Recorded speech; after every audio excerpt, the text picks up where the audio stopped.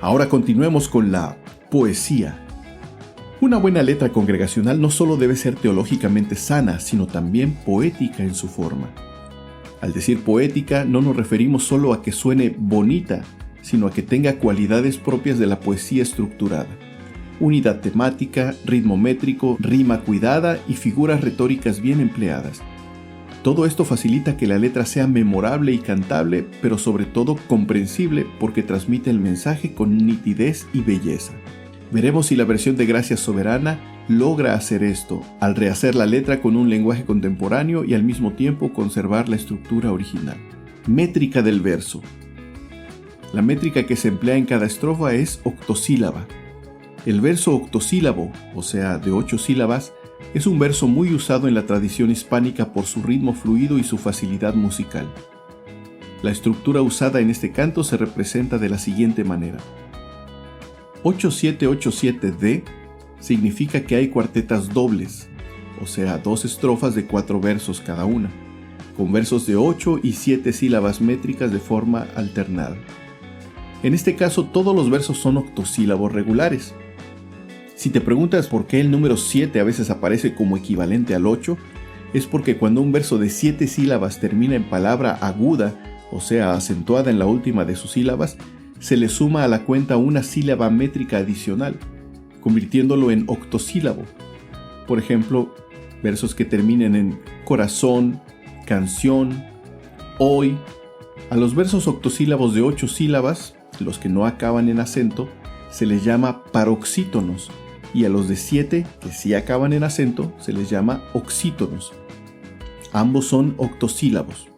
Antes de continuar, debemos aplaudir el esfuerzo del equipo de traducción y adaptación de Gracia Soberana Música, coordinado por Fabricio Rodulfo, porque una cosa es traducir literalmente el texto y otra, muy laboriosa, lograr que ese discurso esencial se organice en versos regulares con acentuaciones específicas sin perder la fluidez del mensaje y además usando expresividad literaria. Gracias, hermanos, por su notable esfuerzo.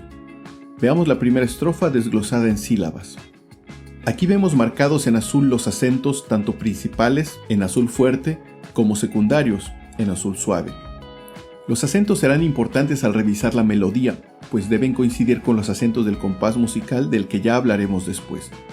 Pero ahora, directamente en el texto, encontramos acentos primarios en las sílabas 3 y 7 y acentos secundarios en las sílabas 1 y 5. En estas sílabas deben caer sílabas con acento, y en las sílabas 2, 4, 6 y 8 deberían caer sílabas sin acento. El mantener esta estructura da estabilidad rítmica al texto, ayudando tanto a la memorización del poema como a la posterior composición musical, pues cuando se asigne una melodía a esta estrofa, esa misma melodía servirá automáticamente a las otras estrofas que, si mantienen en el texto el mismo número de sílabas y la misma ubicación de acentos, no tendrá problema alguno. Pero si algo de esa estructura cambia, generará anisorritmia, que ocurre cuando algún acento del texto no coincide con los acentos de la melodía, lo que provoca incomodidad, distracción y pérdida de la lógica al cantar. Por ejemplo, al recitar la primera cuarteta de la primera estrofa, todo fluye muy bien, aunque hay un pequeño detalle en el último verso. Manantial de toda gracia, ven y afina el corazón. Tu bondad que no se acaba, pon en mi alma una canción. Aquí al final parece que dice, pon en mi alma una canción. O sea, un acento secundario que es la sílaba 5 cae sobre una sílaba no acentuada. Debería decir, pon en mi alma una canción. Pero por la estructura de los acentos cae sobre la sílaba na. Esto no es grave, pero podría causar una pequeña distracción auditiva. Por eso, una opción poética podría ser cambiar una canción por tu canción, que no cambia el sentido del mensaje y tal vez hasta lo refuerza, pues no nos estamos refiriendo a cualquier canción, sino a la canción inspirada por el Señor. Y así podríamos mantener el ritmo y la métrica, pero se elimina esa irregularidad. Manantial de toda gracia, ven y afina el corazón. Tu bondad que no se acaba, pon en mi alma tu canción. Y haciéndolo un poco más rítmico, manantial de toda gracia, ven y afina el corazón. Tu bondad que no se acaba, pon en mi alma tu canción. Como dijimos, son detalles menores y para nada determinantes, pues muchas veces los pasamos por alto. Si los mencionamos es para que cuando intentemos adaptar o componer letras tengamos pendientes estas características de acentuación. Vamos ahora a la rima. La rima es otra herramienta clave en una letra efectiva. En este texto de Gracia Soberana se nota un trabajo cuidadoso. Encontramos rimas entre los versos 1 y 3 y los versos 2 y 4 de cada cuarteta. En el caso de la primera cuarteta de la primera estrofa, Gracia rima con acaba. Es una rima asonante donde coinciden las vocales a partir del último acento. En este caso las vocales A. Después rima razón con canción. En este caso es más evidente, es una rima consonante. En la segunda cuarteta, puro rima con seguro. Rima consonante una vez más, todos los fonemas son iguales a partir del último acento que es la U. Y por último, hoy con redentor. Aunque esta última rima no es tan evidente, sí lo es porque el último acento cae en una O y en ambos casos no hay más vocales. El sonido de la Y de hoy sí es vocal, pero es la vocal débil de ese diptongo, por lo que no destruye la rima. Mantener el patrón rítmico y el patrón de rimas es muy valioso no solo porque embellece al texto, sino porque ayuda a memorizarlo, y cuando a ese patrón se le añade rima y además cuando se le añada la melodía, el efecto se multiplica y la iglesia canta con seguridad, conciencia y expresividad. Solo hay una cuarteta de esta letra que no cumple por completo este patrón, la primera de la cuarta estrofa. Sin pecado en ese día, cuando al fin te pueda ver, de tu gracia soberana revestido cantaré. El verso 1 y el verso 3 deberían de rimar, pero en este caso, día no rima con soberana. Pero esto no es un problema. Muchos grandes poemas no presentan rima entre estos dos versos para tener un poco más de libertad en su discurso. La rima que sí presentan es sobre los versos 2 y 4, porque el verso 4 es el que cierra la cuarteta, y si este rima con el verso 2, le es suficiente para generar la ayuda para memorización. Si en vez de tener 4 versos redujéramos el texto a tener 2, esos finales de versos contendrían la rima. Sin pecado en ese día cuando al fin te pueda ver, de tu gracia soberana revestido cantaré.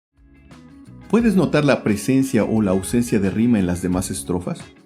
Describe en los comentarios las que te encuentres. Y ya que estás ahí, no olvides dar pulgar arriba y suscribirte a este canal, que tiene como fin específico generar todo tipo de recursos acerca del canto congregacional. Por supuesto, para que la iglesia cante. Figuras retóricas. Una buena letra congregacional también se enriquece al utilizar figuras retóricas, es decir, recursos de lenguaje que intensifican la expresión, despiertan la imaginación y comunican ideas de forma condensada y creativa. Entre estas, las más comunes en los signos mejor escritos son la metáfora y la comparación. Veamos cómo se usan algunas metáforas en este texto. Una metáfora es una identificación poética entre dos realidades de significados normalmente no muy relacionados, definiéndose mutuamente y sin utilizar palabras comparativas como cómo, es como o parece, etc. En los salmos encontramos numerosas metáforas. Por ejemplo, en el Salmo 18 dice: Te amo, oh Jehová, fortaleza mía, Jehová, roca mía y castillo mío, y mi libertador. Dios mío, fortaleza mía, en él confiaré, mi escudo y la fuerza de mi salvación, mi alto refugio. O el Salmo 119, 105. Lámpara es a mis pies tu palabra. En este himno encontramos una que aparece desde el primer verso y es parte de su título. Manantial de toda gracia. Aquí Dios es representado por un manantial, es decir, una fuente inagotable que brota constantemente, pero no de agua, sino de gracia. La imagen es poderosa, sugiere frescura, renovación, origen y provisión constante. Esta metáfora no solo embellece el texto, sino que condensa una verdad teológica fundamental, que toda gracia emana de Dios. También aparece otra metáfora en el cuarto verso. Pone en mi alma una canción. Aquí no se refiere a que alguien literalmente coloque una canción dentro del cuerpo, sino que comunica un estado interior de alegría o redención que se traduce en canto. La canción es símbolo de gozo renovado y expresado. Es importante notar que esta clase de metáforas también ayudan a mantener el texto en un tono elevado en relación a un discurso cotidiano, lo que le restaría fuerza al poema. ¿Puedes encontrar más metáforas en el poema? Señala en los comentarios las que encuentres. Anteriormente sugerimos hablar en primera persona del plural, o sea, nosotros. Y como lo prometido es deuda, aquí te dejo la propuesta de la cuarta estrofa transformada hablando en forma plural. Sin pecado en ese día te veremos, oh gran rey. Revestidos de justicia cantaremos con poder. Cumple pronto tu promesa, no te tardes, vuelve ya. Hasta aquel glorioso día tu poder nos sostendrá. Comenta si tendrías alguna otra propuesta. ¿Qué calificación daremos a la poesía de este himno? Sus fortalezas son: la métrica es sólida y bien cuidada, lo que le da seguridad y fluidez al canto. El uso de rimas mixtas, asonante y consonante, aporta belleza sin forzar el texto. Las metáforas principales son potentes, especialmente Manantial de toda gracia y Pon en mi alma una canción, que condensan doctrina en imágenes sugerentes. El mensaje es bíblico, directo y emocionalmente resonante, ideal para canto congregacional.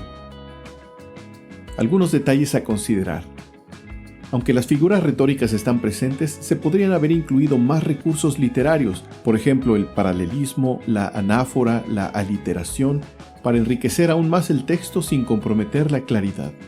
Sin embargo, la prioridad es el discurso teológico, por lo que es suficiente el uso de este recurso. Si abusamos de las figuras retóricas, podemos caer en falta de comprensión del texto esencial. En el verso "Pone en mi alma una canción", el acento desplazado podría suavemente corregirse con "tu canción" o "mi canción", para coincidir rítmicamente con el resto. Conclusión: este texto está muy bien escrito para el canto congregacional. Combina fidelidad teológica, estructura poética sólida y belleza verbal accesible. No pretende ser poesía lírica elevada, pero cumple con excelencia su función: unificar a la congregación en un poema claro, bello, memorizable y expresivo. La calificación que damos a la poesía de Manantial de toda gracia es de 9.1. ¿Estás de acuerdo con ello? Vayamos entonces por fin a la melodía. La melodía, o también llamada tonada, asociada tradicionalmente a este himno, se le llama Nettleton. Apellido de Asahel Nettleton, pastor evangelista del siglo XIX. Nettleton no fue el compositor, pero John Wyatt, quien la publicó por primera vez en 1813 en un himnario, le puso el nombre en su honor. Actualmente se desconoce a ciencia cierta quién la compuso. Por cierto, esta melodía también ha estado asociada a otros himnos como Come ye sinners, poor and needy, o en español, En las aguas de la muerte. En las aguas de la muerte sumergido fue Jesús, mas su amor no fue apagado por sus penas en la cruz. Levantóse de la tumba, sus cadenas quebrantó, y triunfante y victorioso a los cielos ascendió. A su vez, Manantial de toda gracia se puede cantar con la melodía, por ejemplo, de Ven, contempla el gran misterio, por la simple razón de que su métrica es exactamente la misma. Alternar melodías y textos es una práctica usual en la himnología, que permite cantar una letra distinta con una melodía ya conocida. Manantial de toda gracia, ven y afina el corazón. Tu bondad que no se acaba, pon en mi alma tu canción. Dame aquel soneto puro, el que canta el cielo hoy. En tu nombre estoy seguro, amoroso Redentor. Y ahora viceversa. Ven, contempla el gran misterio, el amanecer del Rey, melodía del canto eterno, revestido de hombre fue. A este mundo de tinieblas, esa luz de vida entró. Mira a Cristo hecho hombre para darnos redención. Regresando a nuestro himno, tradicionalmente esta melodía Nettleton se encuadra en un compás ternario simple, aunque en ocasiones se estiran los dos primeros tiempos para convertirse en un cuaternario simple, 4x4 o 4/4. Manantial de toda gracia, ven y afina el corazón.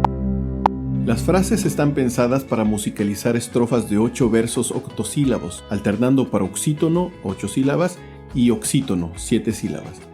Su organización es simple y silábica. Esto significa que cada nota se asigna a una sílaba, a excepción de un pequeño melisma al iniciar el quinto verso. Aquí podemos ver las dos frases musicales de que se compone esta melodía. Con estas dos simples frases tenemos una melodía congregacional perfectamente funcional. Cada una abarca 2 versos del poema. La frase A se presenta 2 veces, luego aparece la frase B como clímax de la estrofa y al terminar cierra con la frase A. El esquema queda de esta manera: A, A, B, A. Hablemos de la extensión de la melodía. La extensión es la distancia tonal que abarca la melodía, desde la nota más baja hasta la más alta. La nota más grave es un do natural y la más aguda también es un do natural, pero en la octava superior o en la escala aguda. En términos musicales, la distancia o intervalo entre una y otra es de una octava justa, que equivale a 12 semitonos. Esta extensión es ideal para un canto congregacional, pues para la congregación en general una extensión máxima puede estar entre la grave y mi bemol agudo. Esta es una distancia de 18 semitonos, por lo que si la extensión de un canto es de 12 semitonos, podría transponerse más grave o más agudo si fuera necesario. Nuestro consejo es que el director de cantos revise esta extensión en cada canto y ubique la tonalidad más conveniente con base en que su extensión quede lo más centrada posible en esta extensión máxima. Ojo, en el caso de Manantial de toda gracia, las notas de los extremos coinciden con la tónica de la escala, do, pero no necesariamente sucede así siempre. Hay cantos cuya nota grave es do, cuya nota aguda también es do, pero están en sol mayor, por ejemplo. Vertida fue por mi maldad la sangre de Jesús. Cordero inmolado, perfecta propiciación. Hablemos de la tesitura. No solo importa la nota más aguda o más grave, sino dónde se mueve la melodía cómodamente por más tiempo, y a esto se le llama tesitura. La melodía puede tener notas agudas o graves, pero si aparecen pocas veces o no se queda en esa región, no genera cansancio vocal. La tesitura es útil para decidir si la mayoría de las notas caen en una zona cómoda para todos.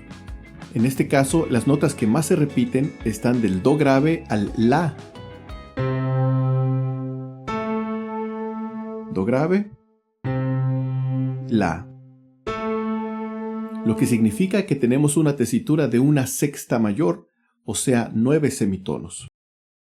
Aquí, 1, 2, 3, 4, 5, 6, 7, 8, 9. Esto es suficiente para desarrollar una melodía expresiva, permitiendo ir hasta los 12 semitonos en el clímax sin que deje de ser posible para la voz congregacional. ¿Qué extensión y qué tesitura tiene tu canto favorito? Si no lo sabes, coméntanos qué canto es y te ayudamos a descubrirlo. ¿En qué escala se mueve Manantial de toda gracia? En general podemos decir que la melodía usa la escala de Do mayor, que se forma con las famosas notas musicales Do, Re, Mi, Fa, Sol, La, Si, Do. Pero siendo específicos, la frase A usa la escala pentatónica mayor, que como su nombre lo indica se forma de 5 notas y no de 7 como la escala antes mencionada. Evita el cuarto y el séptimo grado, o sea, el Fa y el Si.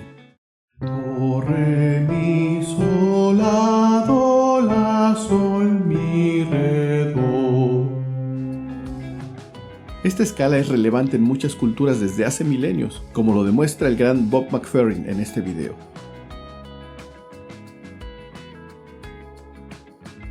Himnos clásicos como Cristo me ama y Sublime Gracia utilizan exclusivamente esta escala, dando una sensación de atemporalidad y familiaridad al mismo tiempo.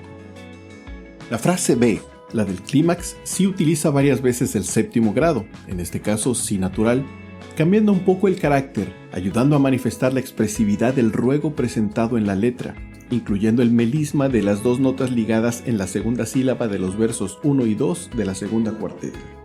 Dame aquel, la que. La manera en que esta melodía ordena los sonidos es muy fácil de seguir. Esto es porque los intervalos que usa son consonantes y muy intuitivos, y la dirección de la melodía constantemente busca llegar a la nota tónica, tanto grave como aguda, Do en este caso, y esto da una sensación de reposo y estabilidad, lo que refuerza la intención del texto de exaltar los atributos inamovibles de Dios, la roca de la eternidad. Las melodías que no llegan tantas veces a la tónica pierden estabilidad aunque ganen dinamismo. Podríamos decir que esta melodía busca ser muy contundente, recordándonos la necesidad de buscar descansar en el Señor, nuestro único y verdadero reposo. Patrones rítmicos. La melodía Nettleton presenta un patrón rítmico sumamente simple y memorable. Comienza con 2 corcheas en anacruza, que es el último tiempo débil del compás, seguido de 2 notas negras. Y esto se repite todo el tiempo, variando solo en los finales de frase con una blanca en vez de 2 negras, y en la frase 2 subdivide la segunda corchea de la anacruza en 2 semicorcheas, precisamente para crear el melisma antes mencionado. Esto a los músicos les puede parecer muy simple y quisieran que fuera más complejo, pero debemos entender que por estas características de simplicidad es que estos cantos han resultado tan trascendentes. Son muy fáciles de recordar. No olvidemos que estos cantos están pensados específicamente para un coro de personas sin entrenamiento musical, y esto está en función directa del objetivo principal de nuestro servicio como directores de cantos: facilitar el canto a toda la iglesia, donde hay hombres, mujeres, niños, jóvenes, adultos y ancianos. Es nuestra meta y mayor privilegio lograr que todos ellos tengan la posibilidad de unirse al canto, cuyo protagonista no es la música, sino la palabra de Dios. Los himnos de Lutero y otros reformadores eran muy temidos por sus opositores porque usaron lo memorable de la melodía y el ritmo para fijar el mensaje del Evangelio en la mente y en las voces de sus seguidores, quienes por fin tenían acceso a la palabra de Dios y podían entender el mensaje de salvación de nuestro Señor Jesucristo. Una vez más, el poder está en el mensaje, no en la música. La música se subordina al mensaje para difundirlo, pero nunca debe intentar tomar el lugar central. Fortalezas clave de la melodía. Fácilmente cantable por toda la congregación, sin riesgo para voces agudas ni graves, gracias a una extensión razonable y a una tesitura centrada. Repetición melódica. Las frases se repiten con suficiente variación para no aburrir y suficiente previsibilidad para facilitar el aprendizaje. Se ancla a la mente muy fácilmente. Uso de escalas clásicas, pentatónica y escala mayor, que evocan solidez, serenidad y accesibilidad. Ritmo silábico constante. En su mayoría, cada nota corresponde a una sílaba, lo cual es ideal para el canto grupal claro y sin tropiezos. Fraseo balanceado. Cada frase melódica se alinea con 2 versos, permitiendo una lógica y respiración natural en el canto. Detalles menores. Algunos podrían considerar sus repeticiones como algo poco emocional o lineal, pero en el contexto congregacional esto es una virtud, no un defecto. El melisma, muy breve y predecible, es decorativo aunque no indispensable, pero aún así no estorba y es totalmente cantable. Conclusión. La melodía Nettleton es una melodía congregacional ejemplar. Su poder no radica en la complejidad, sino en su eficacia. Es fácil, expresiva, memorizable y perfectamente alineada con la función del canto comunitario. Está construida para servir al texto y al hacerlo bien ha resistido siglos de uso con múltiples letras y sigue siendo vigente. ¿Estás de acuerdo en que en el canto congregacional es mejor buscar la facilidad que la complejidad? Nuestra calificación como melodía congregacional para Manantial de Toda Gracia es de 9.7. ¿Qué te parece esta melodía? ¿Habías pensado que las melodías de los himnos se pueden intercambiar? ¿Lo has intentado? Cuéntanos en los comentarios. Por fin llegamos al final. Promediando las calificaciones de teología, poesía y melodía, la calificación para Manantial de Toda Gracia como canto congregacional es de 9.5. Una calificación altísima, tomando en cuenta que no hay cantos perfectos. Solo quisiéramos mencionar unas recomendaciones finales respecto al acompañamiento. Gracias Soberana Música nos presenta un acompañamiento que usa piano, guitarras, bajo y percusiones. Se destaca que el acompañamiento es justamente eso, acompañamiento, y se nota que se subordina a la voz, ejecutada por Sara Jerez, lo cual es notable y digno de imitar. Recuerda que tu instrumento principal es la voz congregacional. No pensemos que este arreglo instrumental debe ser obligatoriamente imitado. Utiliza los recursos que tengas a la mano, pues este canto está pensado para funcionar desde a capela, o sea, sin acompañamiento instrumental. Lo que sí necesitamos básicamente es que conozcamos la voz congregacional de nuestra iglesia y lo dirijamos con entendimiento, guiando activamente a los hermanos en el texto y la melodía, cantando con seguridad y claridad. No te afanes por tener todos los instrumentos, pues muchas veces eso nos quita la atención de lo esencial del canto. Verás que si te concentras en lograr dirigirlo con pocos recursos, dependerás cada vez menos de ellos y sabrás usarlos sabiamente cuando los llegues a tener. Canta para dirigir a un coro. Recordemos que Sara Jerez canta con un estilo de solista, lo que permite adornos vocales que no son fácilmente ejecutables por la congregación. Esto es muy disfrutable en un concierto cuando como audiencia consumimos la música que se ejecuta. Pero en nuestros cultos no somos la audiencia, sino somos los artistas sobre el escenario ante el público que es Dios. Busquemos entonces cantar como coro de manera unificada, haciendo la melodía lo más simple y directa, escuchándonos entre nosotros, no solo a nosotros mismos. Busquemos escuchar las voces de los demás, ensamblándonos unos con otros. Cantemos como una sola persona, no como una reunión de solistas cantando al mismo tiempo, luchando por sobresalir. Ensaya con la congregación. El cantante principal del culto no es el que tiene el micrófono, sino toda la congregación. Toma el tiempo para estudiar el texto con ellos, recordando citas bíblicas y doctrinas que justifican la letra. Prueba si la tonalidad es funcional y si permite a todos seguir la melodía. Dirígeles despegando tus ojos de la letra y los acordes. No dejes de mirar a la congregación y de indicar las entradas y los cortes. La mayoría de ellos no tienen mucho sentido musical y agradecen demasiado que les ayudes. Hemos llegado al final. ¿Qué te pareció este análisis? ¿Tienes alguna opinión? ¿Qué canto nos sugieres analizar? Tus comentarios y preguntas son plenamente bienvenidos. Comparte este video con quien creas que le puede servir y no olvides dejarnos tu pulgar arriba o abajo si lo consideras, porque todo nos ayuda a continuar generando estos recursos. Nos vemos en el siguiente Análisis Click y nos despedimos como siempre deseando que la iglesia cante.